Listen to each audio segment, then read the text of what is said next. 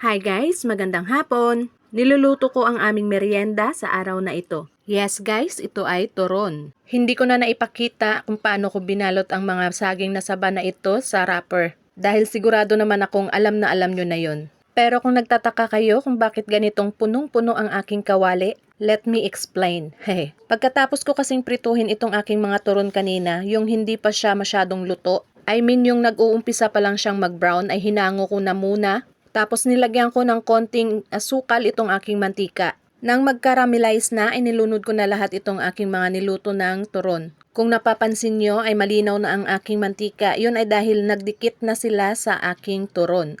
At yan na nga guys, okay na ito. Diba napakaganda na ng aking turon, coated na ng caramelized sugar.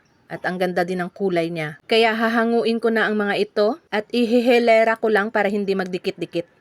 At ito na siya guys, hahayaan ko na muna ito hanggang sa kunting lamig at saka ko siya isasalansan dito sa aking Tupperware. Dahil mamaya pa namin ito may meriendahin sa aming trabaho. At ito na ang aming merienda, turon. Merienda na!